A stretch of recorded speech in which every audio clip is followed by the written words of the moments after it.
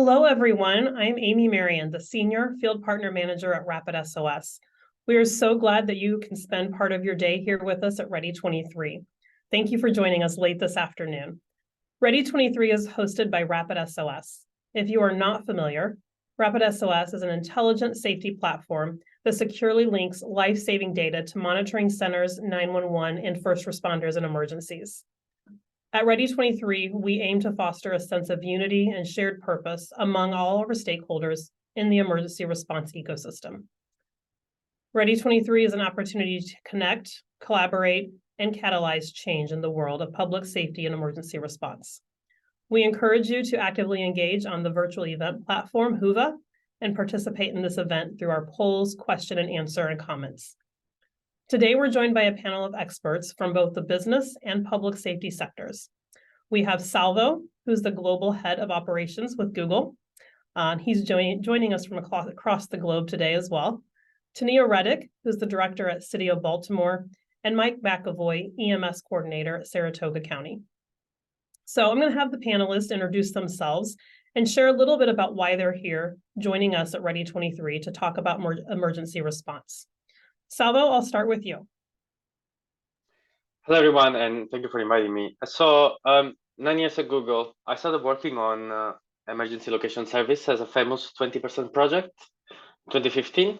And I'm leading operations globally, and I'm here because I want everybody to use emergency location service and save lives.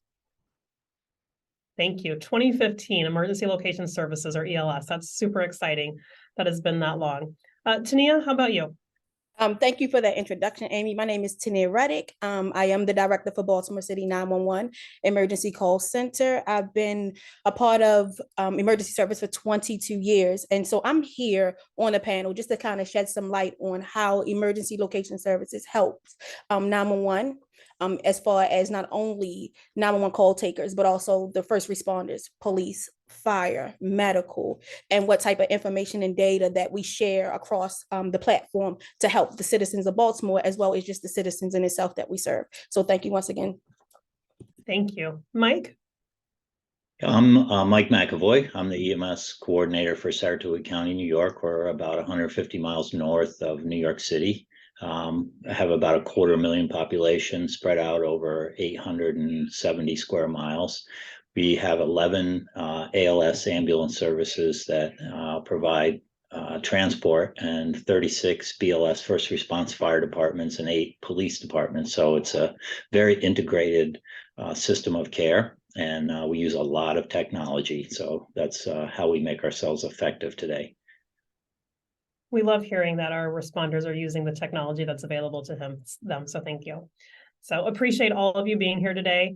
You know, Salvo, you talk about ELS, Emergency Location Services, and I think sometimes we think of ELS as location only, but our discussion today is going to actually center around the importance of digitally connecting medical data directly to 911 and field responders and how it has the potential to save lives during a medical emergency.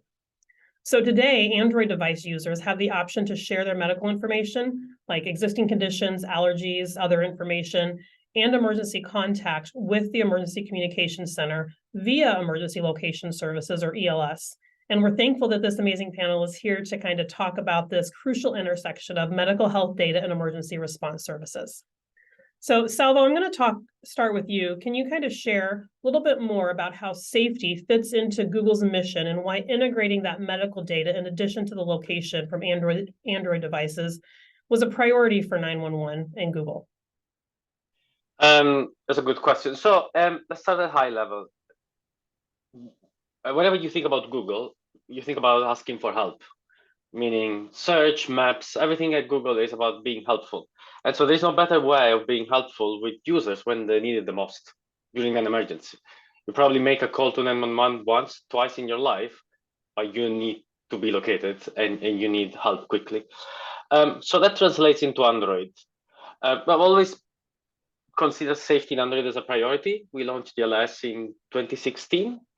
We launched car crash detection, earthquake detection. There are so many features about safety. Now we are live in 98 countries for earthquake detection, 60 countries for ELS. I didn't even know there were 300 countries in the world. So now we are launching medical information because how do we come up with the features that we want to launch? We visit PSAPs. Those are the users, those are our customers ultimately. And so every time we see that there is so much time spent in trying to identify the person in need, there is so much time asking over and over the same information. Then we see there is like 30, 50% in some countries of unresponsive callers. The call arrives and you don't hear anything on the other side. And so we wanted to help. And so we went beyond location, and we saw a clear opportunity to share more information and help an ambulance, help police, help any agency that can provide an opportunity to save lives in an easier, more effective way. So it was a clear opportunity. I love that, the beyond location. Location is that key piece of information, but there's so much more data beyond location that we can leverage and utilize in an emergency response. So Tenea, can you describe how this collaboration between public safety and technology companies like Google, providing that critical emergency medical data at the time of an event, can help improve and transform that emergency response that you're providing on the 911 side? So this is something that we probably never imagined, and we only seen in movies or in television shows, the fact that we're using technology in 911 the way that we're using it today. And even some calls 911 centers is not using it like some other centers are. But the collaboration between public safety agency and technology companies like Google has the potential to greatly enhance response efforts by providing critical data and tools that enable more effective and efficient response, such as like real-time data sharing.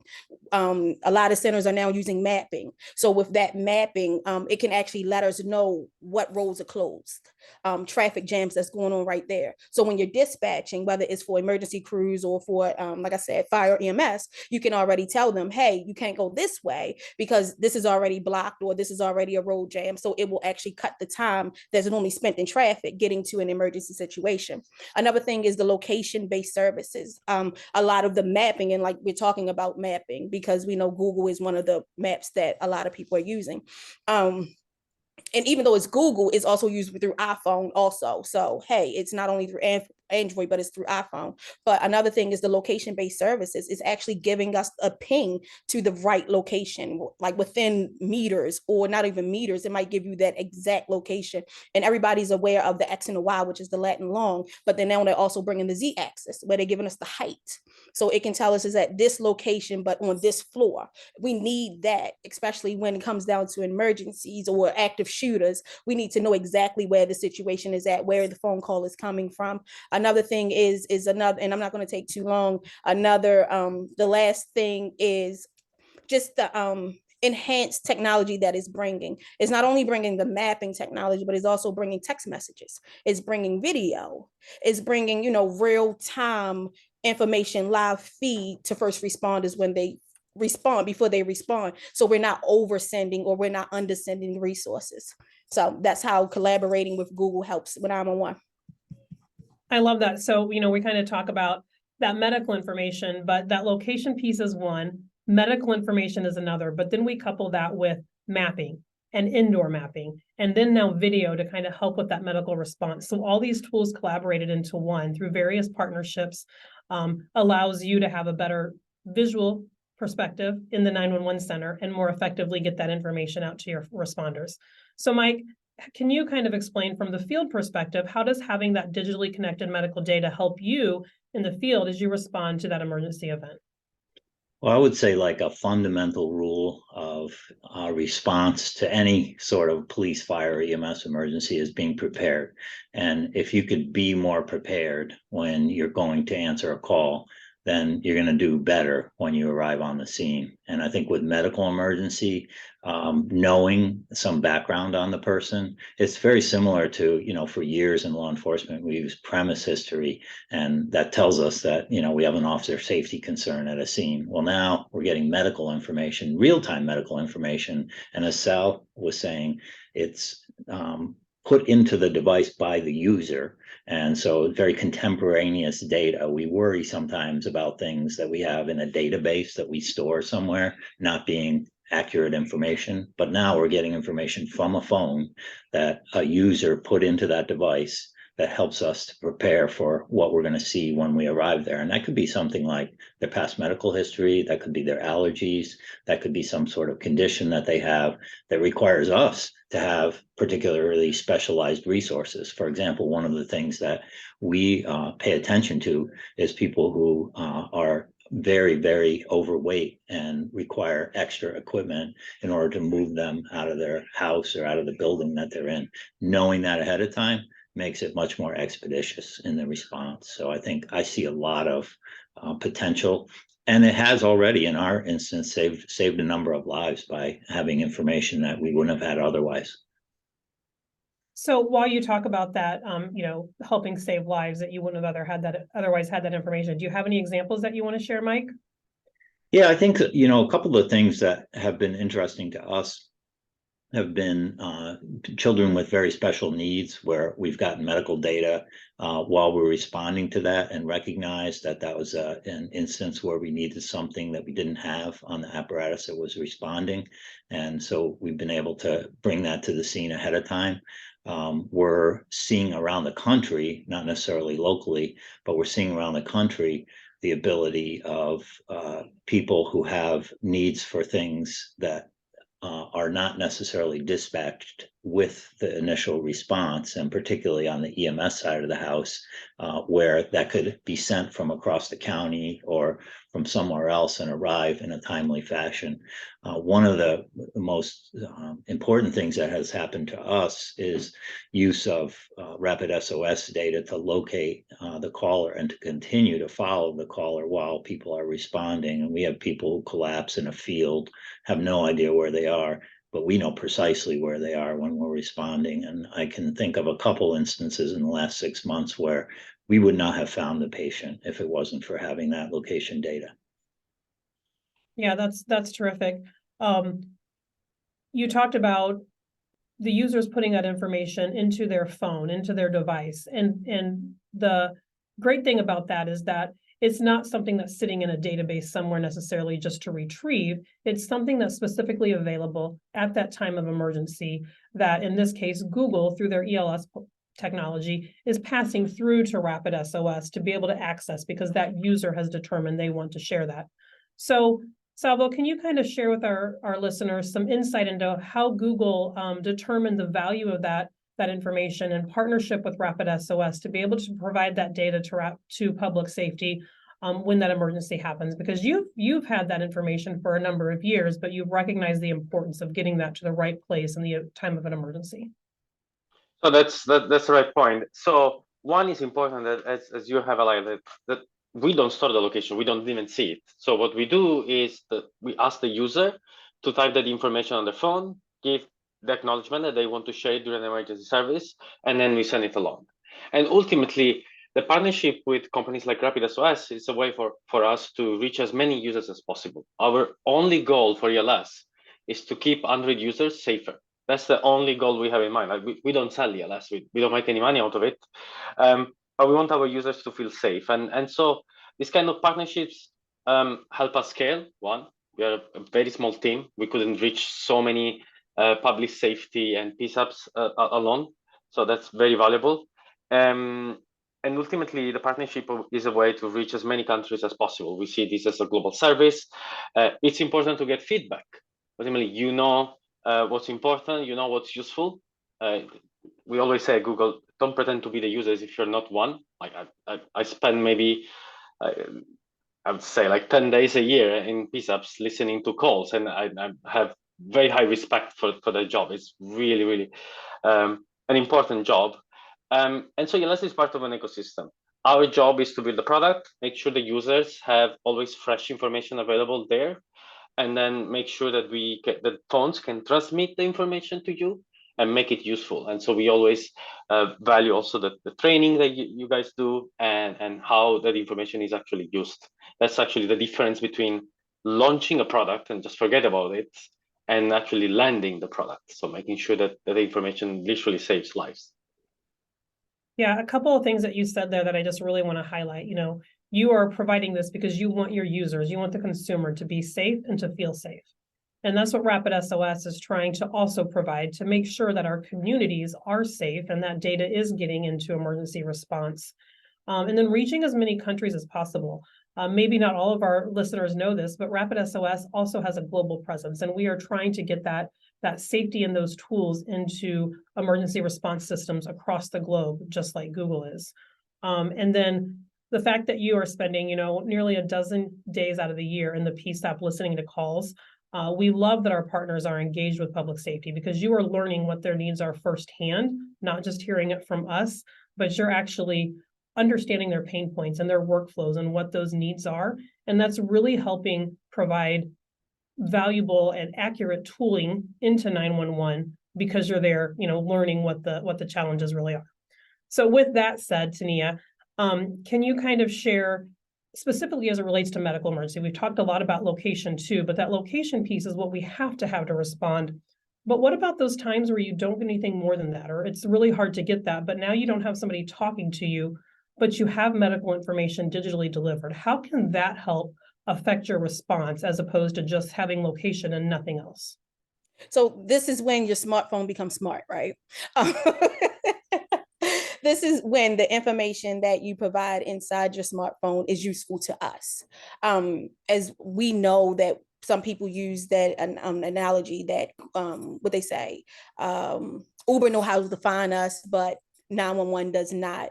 But this is something that 911 does know how to find you, and also 911 knows how to communicate with you when you can't communicate for yourself. So one of the things is, like you said, the life-saving information. Some of the medical information can be in your phone, and it can be relayed to us in advance, so we can relay it to the first responders when they get there. Whether if it's somebody who takes specific medication, whether it's somebody who's allergic to certain types of medication, even vulnerable adults, or somebody that has behavioral crisis, or someone that is that displays like autism or something. This information can be available to us before the dispatch, before the first responders arrive, which will actually, if you think about it, it saves so much time.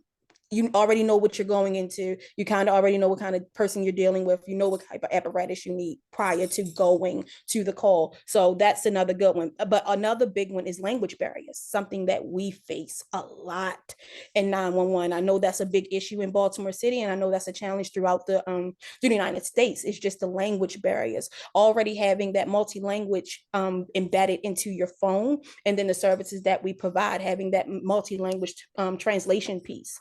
But then also knowing what type of caller that you're getting ready to respond to, whether if they speak Spanish or French, you will already have that information ready, or somebody there to interpret for you prior to getting out there, because that wastes a lot of time. And like Salvo said, the biggest thing is just making sure everybody's safe, providing them with the resources that they need. So just a couple of few examples how ELS data helps 911, and it's helping us in a major way.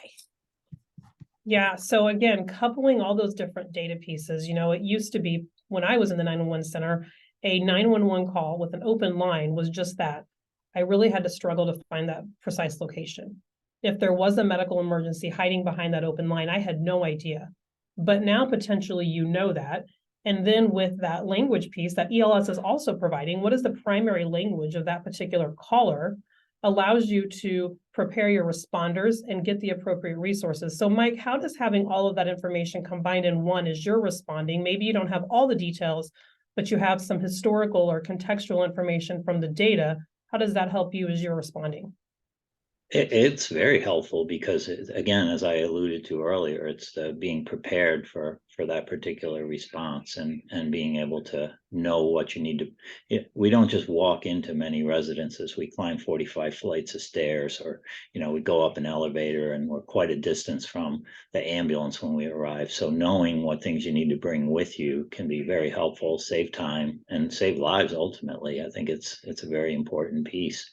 I think there's a lot that's, we look at ourselves, and I'm sure Tenea probably says the same. We look at ourselves as being very technologically sophisticated today, but I think we're at the tip of the iceberg. I can readily see artificial intelligence now doing some screening of calls and helping us to identify things. I mean, Cordy was an early example of that predicted cardiac arrests by listening over the 911 dispatcher and trying to guess what the caller was actually getting at. But I also see an era where your watch that you wear that's measuring your heart rate and your oxygen saturation can easily tell your phone what that is. And that could easily go to the 911 center. It could easily go to the ambulance. And I think knowing somebody's vital signs before you even walk in the door is right around the corner. I see that coming very quickly. And I think all of this data that we have and all the technology that's out there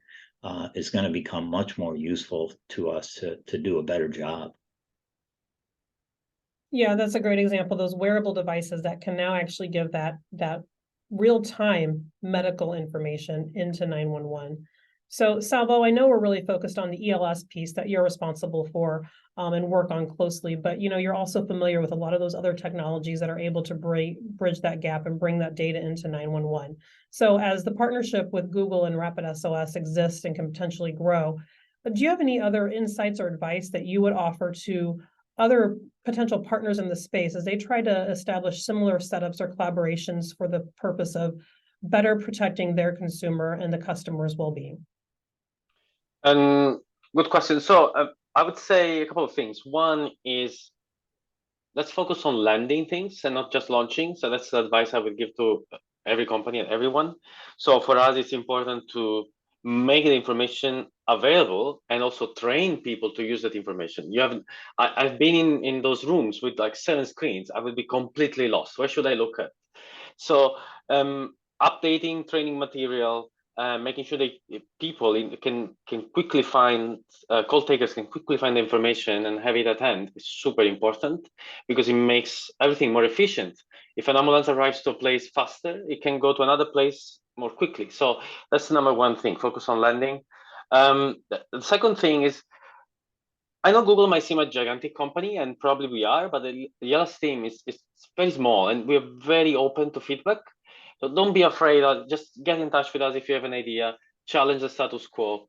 I remember this field like in 2015. It was like a gate into the past, and now there's so much technology into it, and it helps so much. And so don't be afraid of challenging the way things are, and get in touch with us and ask for any feedback on any idea is very valuable for us because we have a long list of things to do and getting feedback is important. And then number 3, because lists always have to have 3 points, I would say raise awareness. You have no idea how many people we talk to don't even know about ELS, don't even know about medical information and what a phone can do. It's as mentioned, it's a smartphone. So we can use the smartness of those devices and our own advantage to be helpful for everyone. Yeah, 3 really great points. I think, landing, not just launching. I mean, we can have this really great new tool, but if it's not out there, if the awareness isn't there, if the training doesn't happen, we don't know what to do with it, or we don't know that it's there to access or use. So I want to just make sure that everybody does know, RapidSOS has a robust training center. If you're in RapidSOS portal, we have right there, single sign-on, you can launch to a RapidSOS training center and access all kinds of training, specifically about ELS, medical information, and beyond. If you need further training beyond that, we have an entire team of public safety experts who are here to help support that training piece. And if there's something missing that we can do better, just like Google ELS, we also want that feedback.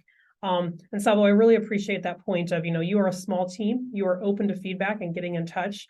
Sometimes it can sound very scary to say, somebody giving feedback to Google, but we do it all the time. You look at Google Maps and people are always sending information back, to say, hey, this needs to be updated, or this needs to be corrected. And this is really no different. We're trying to best serve the community. And if you don't know how to get in touch with Google ELS, you have a feedback button through RapidSOS as well. And you can just tell us what that feedback is for Google or for whatever partner. So we can make sure that we're taking the right information back to our partners that we engage with on a regular basis as well. So as we're getting kind of to the last maybe 5 minutes or so, I kind of want to do a roundtable question for all of you. But as we've talked about, location, ELS, medical data, as we look at the evolution of emergency response technology, growing from now till the next number of years, as we talk about next generation 911, and we're kind of delivering that kind of data now. What do you see in the next decade, and what opportunities and challenges do you foresee from that kind of emerging technology that we're experiencing right now? We'll go maybe backwards, Mike. I'll start with you. So I say this all the time. I think the evolution of our technology in 911 is going to result in not too long a time, the 911 call being only a confirmation of something that we already knew in the 911 center. We got information from a fire alarm that gave us the location of the fire, the kind of fire, where it is in the building. We got information from a watch that told us that grandma fell down and she went down 10 stairs and she's unconscious.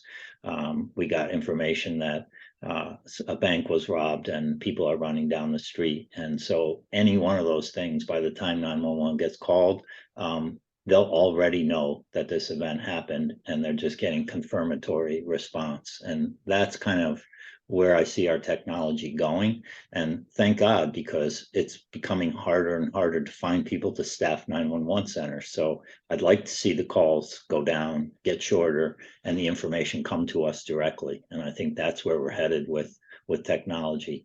The challenge is going to be exactly what we had alluded to earlier. Privacy concerns. People are very concerned about their privacy. I think a lot of that goes away when your life is on the line, though. And so we're probably not going to have to worry about that as much as we worry about it preemptively. That's my 10 cents. You kind of touched on one of my favorite talking points. I love talking about, these calls for service without an actual voice call. And I do want to assure the audience that, what we are delivering is at that time of emergency. We don't just have this data sitting somewhere to go access. It is, available at the time of emergency. So that data privacy, when they're educated, really kind of goes away when they understand how the technology is delivering data during an emergency only. Tenea, what are your thoughts about this evolution of emergency response technology and opportunities or challenges? Well, Mike stole just about everything I wanted to talk about, so I don't have anything else to say. No. I foresee the evolution of emergency response technology over the next decade to be like a lot of advancement and innovations, a lot of collaborations like we're doing now between Google and other software technologies where they're actually having, and I commend you, Salvatore, for coming into the communication center, where we're going to have a lot of more of those people inside the center trying to figure it out from our perspective, not from theirs, but our perspective of what we can actually make work and how can you actually make this technology better. One thing is I can see is location accuracy. We're getting it good, but it can be better. And I foresee in the next decade where it's going to be spot on, where they're going to be like, oh no, she's in our bedroom sleep. It's a bed, it's a dresser. It's like, technology, like I said, is when that stuff you see on television actually become real life. And that's what I foresee was the location accuracy, AI. We're going to use AI a lot. A lot. But the only thing is, one of the challenges with any of this technology is getting the people inside the communication center to buy into it, to actually use it. That's one of the biggest things. Is it's not if we have it available, it's actually making them comfortable, having enough training out there to make them comfortable enough to feel like they can use it, they can utilize it, and they know what they're doing. Because I know that's one of the challenges in my comm center now, is just getting people to use a regular map. They're not, I don't know how to do this. I don't even know how to start a email on my phone. So how would I be able to do a map on a 911 screen? But another challenge is budget, which is a big thing with a lot of smaller comm centers. They won't be able to have the same technology as a larger comm center and maybe left out, or people in that community will not have the access that some people in other communities have. So we just have to make sure that people in legislation, county executives, they are really, they're like really concerned about 911, and they are forward thinking about providing their citizens, the people in their county, with the best technology to get them the help that they need. So we have to also push that with legislation as far as county, local, state, federal, the importance of this type of stuff getting to 911 and the budget, the money that comes in, flowing in. So that's where I see it in the next decade. Yeah, funding always seems to come up, and RapidSOS portal, the price is right for all of your agencies, I assure you. Salvo, in the last maybe 30 seconds, what do you see in this emerging technology? The future is when you call an Uber or Lyft or Waymo, whatever you call it, you see where the Uber is. When you order a pizza through, what is it in the US? DoorDash, they know your allergies. They know your favorite pizza. They know. When you call for an ambulance, this information is not there. So I see a future where safety responders, they know your preferences, they know who you are, they can identify you quickly. And so hopefully it doesn't take a decade to get there, but that's how we see the future. We've seen so much in the past 5 years. The next decade is just going to be transformational. So Salvo, Tenea, Mike, thank you so much for sharing your insights with us today. We appreciate you being part of the RapidSOS Ready community. And just thank you for being here today. If anybody in the audience has questions, please feel free to reach out to me at marion@rapidsos.com or connect with me on LinkedIn. And we have more sessions lined up, getting ready to wrap up the end of day 1, but more tomorrow as well. Thank you for being a part of today's event. Thank you, guys. Thank you. Thank you.